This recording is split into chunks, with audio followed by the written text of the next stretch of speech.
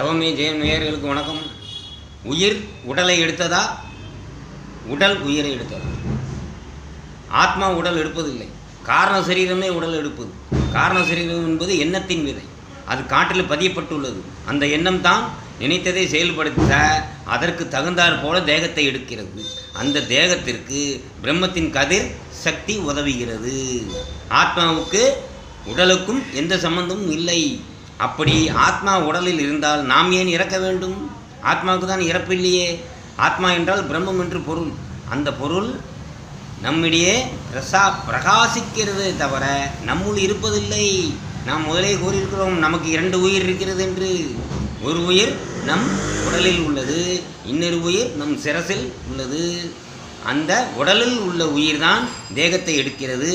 உயிர் என்றால் ஆத்மா, பிரம்மம் என்று பொருள் அல்ல. உடலின் உயிரே உயிர் என்றால் ஜீவ விதை, உதித்த எண்ணத்தின் பதிவு விதை.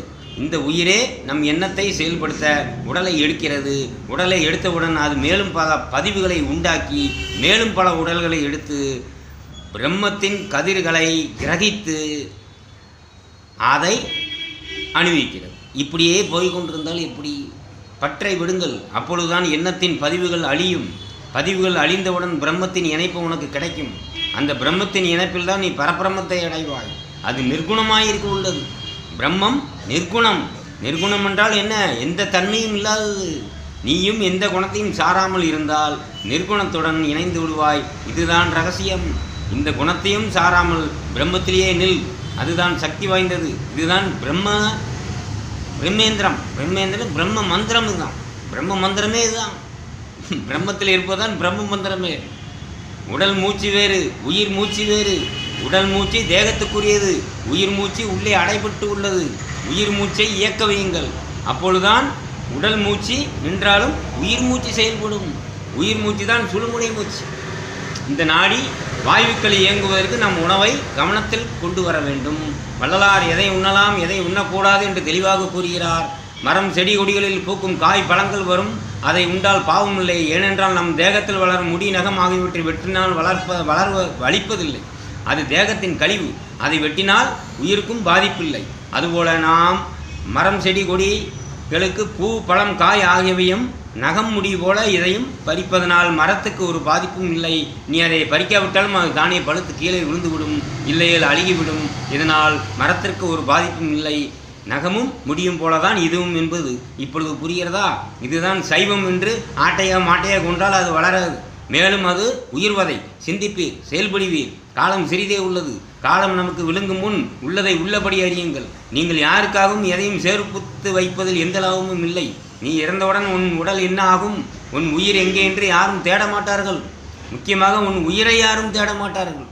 மாறாக உன் பீரோ சாவி எங்கே, பணப்பட்டி சாவி எங்கே, பத்திரம் எங்கே என்று தான் தேடுவார்கள். இப்படி தேடும் உலகில் வாழ்வில் நீ உன் உயிரை இப்பொழுதே தேடி பற்றிக்கொள். அதுதான் உன்னை கரையேற்றும். இழுத்துக்கொள். விளக்கு எவ்வளவு சூட்டை தாங்கிறது? விளக்கு அடுப்பு எத்தனை சூட்டை தாங்குது? சட்டி எத்தனை சூட்டை தாங்குது? உன்னால் 96 டிகிரிக்கு மேலே உள்ள சூட்டை தாங்க முடியல. காய்ச்சல் வந்தால் உடனே சுருண்டு விடுகிறாய். புறப்பொருளுக்கு உள்ள தாங்கும் சக்தி கூட உனக்கு கிடையாது உன் தேகத்துக்கு. தண்ணீரில் எதையும் அரிக்கும் தன்மையும் மக்கும் தன்மையும் ஊற வைத்து பிரிக்கும் தன்மையும் உள்ளது. அந்த தண்ணீர் உனக்குள் 80% இருந்தாலும் உன்னை அது காக்கிறது. மண்ணையும் அரிக்கும் தன்மையும் எதையும் மக்க செய்யும் தன்மையும் உடையது. அது உன்னை பூமியின் மேல் வைத்து காக்கிறது. காற்று எதையும் ஊதி தள்ளிவிடும், நீரை வற்றி செய்துவிடும். அப்படி இருந்தும் உன்னுள் அது செயல்பட்டு உன் உடல் நீரையும் சுவாசத்தையும் கொடுத்து உன்னை காக்கிறது. ஆகாயம் வான்மன்றத்திலிருந்து வரும் ஆபத்தை உனக்கு தாக்காவண்ணம் காத்து உனக்கு வேண்டிய உயிர் சக்தியை அழுத்தி உனக்கு செயல்படுத்துகிறது. இந்த பஞ்சபூதங்களான மண், நீர், நெருப்பு, ஆகாயம், காற்று, இந்த 5ம் இந்த விதமாக இந்த தேகத்தை வளர்த்து தனதாக்கிக் கொள்ளுகிறது. இதை நீ என்று எண்ணாதே. உன் உயிர் பொருளை தேடு. அதை பயிர் செய்வாய். பூமி விதையை பயிராக்கி பின் அதையே உரமாக பெறுவது போல் இது சுழற்சி. இந்த சுழற்சியில் நீ சிக்கிவிடாதே. பின் நீயும் உரமாகி போய்விடுவாய். விழித்துக்கொள்.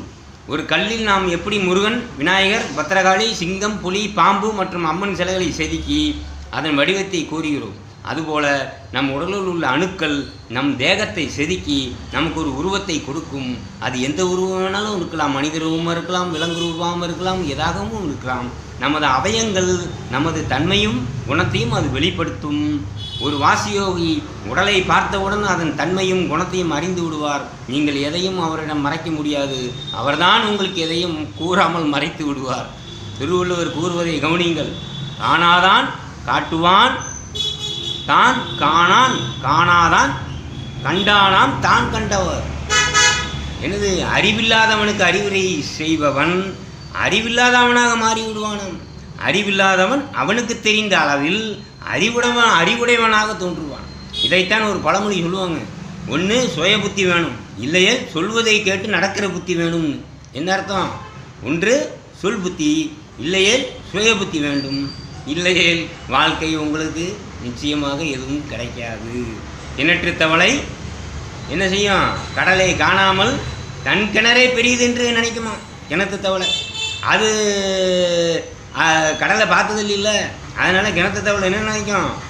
இந்த உடல் நம்மளும் அப்படி தான் நினைக்கிறோம். இந்த உடம்பு தான் நம்ம தவளை மாதிரி தான். இந்த உடம்பு தான் நம்ம, அது மேலே எதுவுமே இல்லை. பிரம்மத்தை நம்ம பார்க்கல இல்லை. பிரம்மம் கடல்னு வச்சுக்கோங்க, சரியா?